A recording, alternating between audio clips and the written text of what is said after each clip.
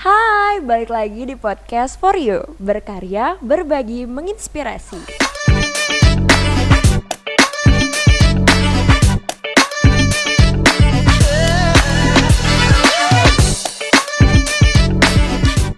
Jadi kali ini kita sudah kedatangan special guest, yaitu salah satu siswi alumni dari SMA Negeri 1 Manggar, yang pastinya berprestasi banget. Siapa sih yang gak kenal sama kakak ini? Kak Zahra Hafizah Rahma. Halo Taya. Hai. Apa kabar Kak Ara? Agak capek sih ya, tapi masih baik-baik saja. Capek kenapa nih? Capek kuliah asik. Sebagai maba? Iya dong, sebagai mahasiswa baru tentunya capek banget karena agak shock ya sama budaya Beda kuliah ya? ya. Kayak sangat-sangat culture beda. shocknya beda ya Iya, sama betul, SMA. betul sekali. Oke, aku mau nanya. Apa tuh? Jadi Kak Ara nih kan yang kita dengar-dengar, Kak Ara itu kan gagal tuh di SNMPTN, ya Yes. kan? Gagalnya nggak usah di itu Oh dong, iya, nggak usah I'm diperjelas sorry. ya. Terus Kak Ara abis itu ngambil SBMPTN UNY. Sebenarnya gimana, kalau SBMPTN itu kan ada dua pilihan kan. Mm-mm. Jadi pilihan pertamanya itu aku milihnya di Ilkom UGM. Terus yang pilihan keduanya itu di Ilkom UNY. Ternyata dapetnya di pilihan yang kedua di UNY gitu. Nah, kan berhasil dapet nih SBMPTN UNY Ilmu Komunikasi. Terus, why ngejar tes mandiri di UGM? Oke. Kenapa? Alasannya kenapa? Ya banyak sih yang udah nanya-nanya itu ya, maksudnya pas udah keterima di UNY ya kenapa harus milih yang lain lagi gitu kan. Cuman karena emang ada alasan sendiri sih kenapa pengen banget ngejar UGM. Jadi cerita sedikit, UGM itu udah jadi impian banget dari kelas 4 SD. Meskipun ya waktu SD itu kan gak ngerti apa-apa ya tentang univ, taunya cuma yang UGM, UI, ITB, cuma Kayak kayak gitu doang bagus-bagus. kan. Iya. Tapi gak tahu kenapa waktu itu kan ikut ke Jogja tuh ngantar kakak kuliah, ngantar kakak tes kan di UGM. Nah pas masuk UGM tuh kayak wow, this is so Keren good banget. gitu ya, kayak this is my place gitu. Kayak ini tuh kalau aku masuk sini kayaknya bakal keren banget gitu. Terus dari SD udah pengen banget masuk UGM, terus masuk ke SMP, tiap kali ditanya kamu mau lanjut kemana, pasti jawabnya nggak pernah yang lain, selalu jawab UGM. Oke. Meskipun waktu itu belum tahu mau di jurusan apa. Terus kan seiring waktu di SMP juga di SMA tuh kan nyari-nyari tahu tuh tentang UGM tuh kayak gimana. Nah, pas nyari-nyari tahu udah semakin yakin, oh iya, aku harus dapet UGM kayak gitu. Karena UGM tuh spesialnya apa sih? Aduh, apa ya? Kadang tuh kita menyukai sesuatu tuh nggak perlu alasan, benar nggak sih? Aduh. Gak ada alasan spesifik sih, cuman karena ya pengen aja gitu. Kayak Terus? impian gitu. Terus habis itu berarti kalau tes mandiri itu kan ada tes-tesnya lagi kan. Habis itu dapet. Terus kenapa ngambil Ilkom? Karena kan Kak Ara kan udah 3 tahun terjebak dalam jurusan IPA di SMA. Yes, betul. Dan why harus ambil Ilkom linjur? Nah, kenapa? Karena kan itu pasti butuh effort untuk belajarnya. Banget. Kita pasti butuh banget tips and trick. Gimana ini tuh? pada mau linjur ya nih? Siapa tahu? Oh iya betul. Kan tips and trick belajar untuk SBMPTN tuh gimana? Terus linjur pasti ngulang. Pasti materinya ngulang Ya, dari betul. kelas 10 kan. Nah, gimana tuh? Mungkin ceritain cerita linjur dulu dikit kali ya. Iya, boleh. Jadi sebenarnya pengen masuk IPA di SMA itu karena stereotip orang-orang sih. Jadi orang-orang tuh pasti Ataya juga pernah dengar kalau anak IPA itu bisa kuliah di mana aja. Masuk Bisa jurusan apa aja. terserah ya nggak. Kalau IPS itu terbatas kan. Iya, Apalagi kalau misalnya dia masuk kedokteran nggak bisa kan. Nah, jadi berdasarkan alasan itu I decided untuk masuk ke IPA. Terus juga emang agak gimana ya, karena teman-teman aku tuh rata-rata tuh semuanya IPA, nggak ada yang di IPS. Nah, aku tuh tipe orang yang agak ikut-ikutan gitu juga sih. Lagi-lagi Iya. ikut-ikutan temen. Iya, ikut-ikutan temen dan akhirnya agak menyesal di belakang. Tapi ya di balik itu semua tetap ada cerita-cerita dan juga pesan-pesan yang bisa aku ambil sih. Maksudnya aku nggak sepenuhnya menyesal gitu masuk IPA. Terus selama 3 tahun belajar tentang IPA, aku menyadari sesuatu bahwa IPA ini bukan dunia aku gitu. hitung-hitungan, IPA, kimia, biologi, fisika, MTK itu Pelajaran yang sangat pelajaran dibenci. yang sangat sulit.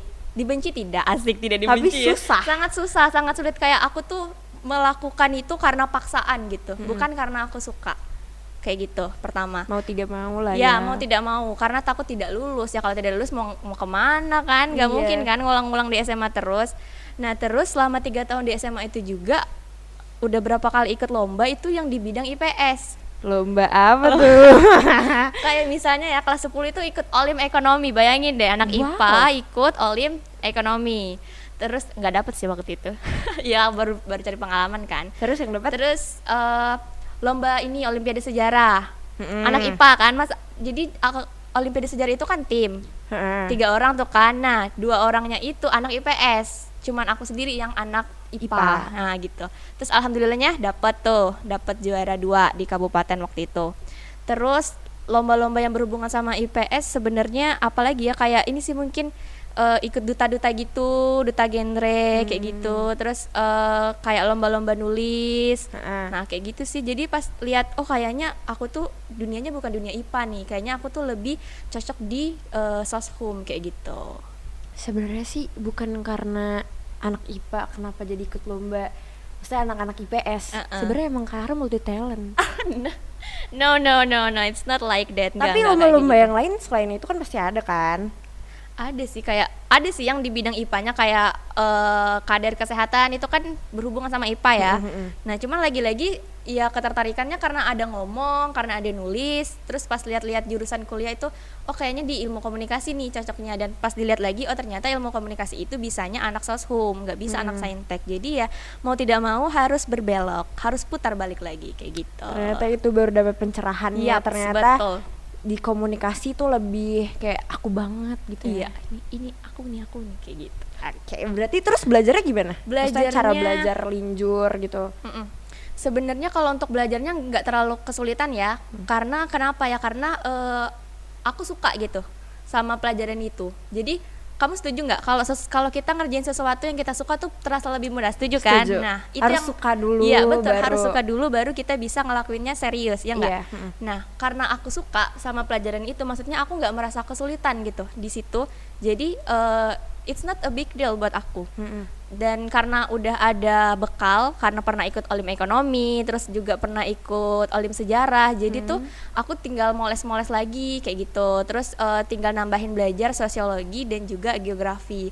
Dan pas dipelajarin, wah ternyata seru banget gitu. Ini aduh sayang banget, kenapa nggak dari dulu aja gitu belajar IPS. Jadi bukan sesuatu yang sulit-sulit banget sih, cuman emang ada effort yang lebih karena harus ngulang dari kelas 10 kan. Kayak gitu. Cuman kalau misalnya kita berkomitmen ya bukan jadi suatu tantangan sih buat kita. Iya sih. Dan kalau cara belajar tuh kan ada yang kayak tipenya yang misalkan belajar nih 50 menit, terus 15 menitnya istirahat. Terus 25 menit belajar, 5 menitnya istirahat. Nah, sekarang tuh gimana proses belajarnya? Terus gimana sih caranya? Biasanya kan kalau anak-anak belajar tuh ke distract. Handphone. Betul banget. Handphone paling utama. Yap. Terus atau kita kayak belajar lewat laptop, terus nanti pas istirahat buka-buka YouTube, Keterusan. Nah, gimana tuh caranya biar kita tuh nggak ke distract? Oke, mungkin buat tips belajar ya. Ini yang pertama itu motivasi. Jujur ini kayaknya agak menjilat ludah sendiri ya, karena dulu itu tiap kali dengar orang bagi inspirasi terus bilang kalau motivasi itu sangat penting, aku tuh pikirannya kayak aduh ini tuh cuman formalitas belaka, cuman klise doang, motivasi itu nggak berpengaruh apa-apa. Baru awalnya Iya, aja. baru awalnya aja kayak gitu. Pernah mikir kayak gitu. Tapi pas memperjuangkan si doi ini, UGM ini, itu baru bener-bener kerasa kayak oh iya ternyata kalau kita ada motivasi, seberat apapun tantangannya itu kita bakal ngelaluinnya kayak gitu. Jadi yang pertama itu motivasinya dulu. Motivasinya tuh harus ada, tujuannya tuh harus ada. Kamu belajar tuh buat apa? Apa cuman buat lulus SB doang? Kalau cuman buat lulus SB doang berarti terserah dong kamu mau masuk univ mana, benar nggak?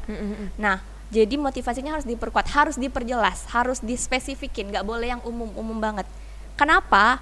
Karena tiap kali kita ngerasa capek, tiap kali kita ngerasa bosen, kita tuh bakal inget lagi ke motivasi itu. Iya.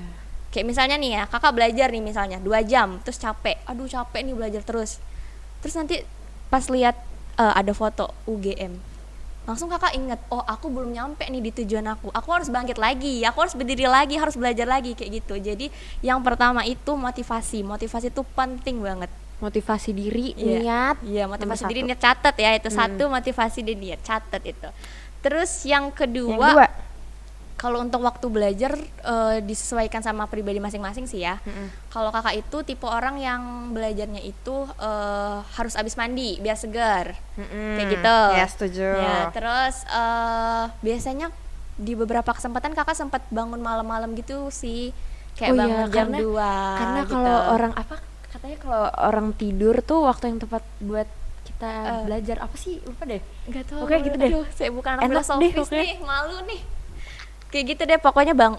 Itu kita tuh harus kenal sama diri kita sendiri. Kita itu cocoknya belajarnya tuh pas kapan aja. Iya. Jangan misalnya nanya nih ke kakak, ke aku nih, aku belajarnya waktu sore. Nah nanti tanya ikut-ikutan sore, jangan kayak gitu. Tapi kita harus ngenalin diri kita sendiri dulu. Kita itu bagusnya tuh belajarnya pas kapan. Nah Iya. kalau aku sendiri pribadi itu belajarnya itu harus yang dalam keadaan segar kayak gitu. Terus kalau untuk waktu belajar, aku biasanya belajarnya nggak terlalu teratur sih. Maksudnya aku nggak pernah menargetkan oh harus belajar 2 jam, harus belajar 3 jam, nggak pernah kayak gitu. Sampai puas aja pokoknya. Iya, sampai ya. puas, sampai puas. Misalnya nih belajar 1 jam belajar, itu belajar harus benar-benar belajar. Tapi HP tuh harus disingkirin, jangan ada di sekitar kita. Karena Iya. kalau ada HP, ada tring masuk, kita Buka. lihat, ambil, buka, bentar nih balas. Tapi ntar pasti nge-scroll yang lain kan, Iya, kayak gitu kan. Anak zaman sekarang ada Instagram. Iya, ada TikTok. Twitter. Iya, Twitter. Banyak banget distraksinya. Nah itu Iya. kalau jadi terserah mau belajar kapan aja itu terserah mau belajar berapa lama itu aja terserah. Tapi kualitasnya yang harus diperhatikan. Jadi kalau kamu mau belajar sejam boleh, mau setengah jam juga boleh, tapi ya harus bener-bener produktif gitu. Nyangkut Iya, gitu di bener otak nyangkut. ya. Nah gitu. Terus istirahatnya ya sebagai orang yang adil ya, kalau belajarnya setengah jam, istirahatnya juga setengah jam. Karena keadilan 1:1. sosial ya. Iya, keadilan sosial bagi seluruh rakyat Indonesia ya. Nah, dan waktu istirahatnya ini harus dipergunakan dengan sebaik mungkin. Maksudnya gimana? Kalau pengalaman aku nih, kalau kita habis belajar tuh ya, belajar terus istirahatnya main HP, itu yang namanya apa yang udah kita pelajarin itu bakal hilang, bakal ngeblank. Kalau aku nih, nggak tahu ya kalau yang lain. Nah jadi aku itu tiap kali istirahat nggak pernah, ya pernah sih main HP, cuman nggak lama, nggak setengah jam waktu istirahat itu dihabisin buat main HP, nggak kayak gitu. Jadi misalnya lihat HP bentar, terus abis itu istirahatnya dialihin ke yang lain, kayak tidur, terus ngemil-ngemil, kayak gitu, makan, nah kayak gitu. Jadi tips yang kedua itu kenalin diri kamu sendiri, berapa lama dan kapan waktu yang produktif buat belajar. Iya, dan jangan lupa istirahat. Iya, harus dong itu. Karena kalau kita terus porsir kayak gitu terus produktif, nanti jatuhnya malah jadi kayak toxic productivity. Iya, ya kan? betul. Kasian Iya. juga dong sama diri kita sendiri. Kita kan harus love yourself, asik. Cintai diri sendiri Iya. baru Cintai orang lain. Oke, next. Next. Skip. di SMA sama kuliah pasti kan banyak bedanya kan. Beda banget. Tapi kan kalau kuliah kan baru masuk, belum kenal banget kan. Iya. Kalau SMA kan udah kenal banget. Gimana sih cara bagi waktunya belajar nih? Apalagi waktu pas kelas 12 belajar, ngumpul sama teman, sama keluarga. Yaps. Nah, itu gimana? Karena kan apa ya? Karena maksudnya di kumpul keluarga terus bareng teman juga ada penting-pentingnya juga. Iya, Terus betul. kalau misalkan nih kita yang lagi kayak fokus banget mau belajar, terus ada teman yang ngajak ngumpul, gimana tuh cara nolaknya?